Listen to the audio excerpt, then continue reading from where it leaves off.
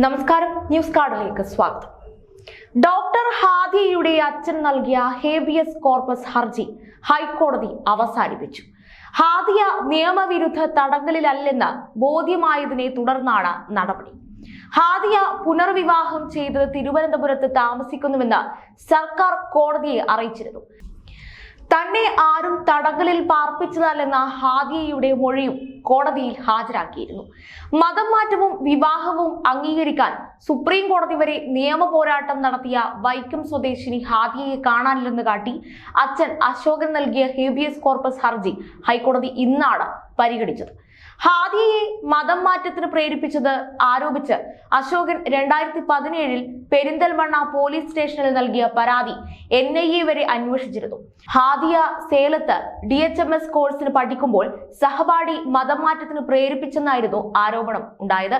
പിന്നീട് കൊല്ലം സ്വദേശി ഷഫിൻ ജഹാനുമായുള്ള വിവാഹം കഴിഞ്ഞ ശേഷം ഹൈക്കോടതിയിൽ ഹാജരായപ്പോൾ സ്വന്തം ഇഷ്ടപ്രകാരമാണ് മതം മാറിയതെന്ന് ഹാദിയ വ്യക്തമാക്കുകയായിരുന്നു. എന്നാൽ മകളെ നിർബന്ധിത മതപരിവർത്തനത്തിന് വിധേയമാക്കിയതാണെന്ന് പിതാവിന്റെ വാദത്തെ തുടർന്ന് ഹൈക്കോടതി വിവാഹം റദ്ദാക്കുകയായിരുന്നു. ഹാദിയയെ മാതാപിതാക്കൾക്കൊപ്പം വിടുകയും വീട്ടുതടങ്കലിലാക്കുകയും ചെയ്തത് പിന്നീട് ഏറെ വിവാദങ്ങൾക്കും പ്രതിഷേധങ്ങൾക്കും ഇടയാക്കുകയായിരുന്നു. വിവാഹം റദ്ദാക്കിയതിനെതിരെ ഭർത്താവ് ഷെഫിൻ നൽകിയ ഹർജിയിൽ ഹാദിയയെ ഷെഫിനൊപ്പം വിടാൻ സുപ്രീം കോടതി ഉത്തരവിടുകയായിരുന്നു.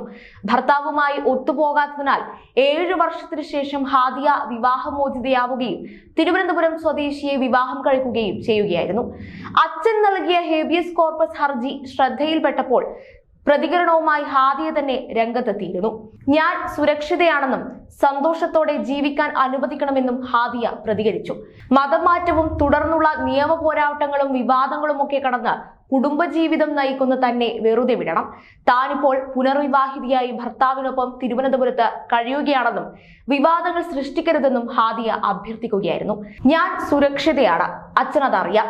അച്ഛനെ ഇപ്പോഴും സംഘപരിവാർ തങ്ങളുടെ ആയുധമാക്കി ഉപയോഗിക്കുകയാണ്. അതിൽ നിന്നുകൊടുക്കുന്നത് സങ്കടകരമാണ്. അത് വ്യക്തി ജീവിതത്തിൽ ബുദ്ധിമുട്ടുണ്ടാക്കുന്നു. സൈബർ ആക്രമണങ്ങൾക്കെതിരെ നിയമ നടപടി സ്വീകരിക്കുന്നത് ആലോചിക്കുന്നുമുണ്ട്.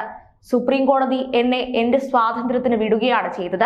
ഷെഫിൻ ജഹാനെ വിവാഹം കഴിക്കുകയും പിന്നീട് മുന്നോട്ടു പോകാൻ സാധിക്കില്ലെന്ന് തോന്നിയ ഘട്ടത്തിൽ രണ്ടുപേരും തീരുമാനമെടുത്ത് വേർപിരിയുകയുമായിരുന്നു.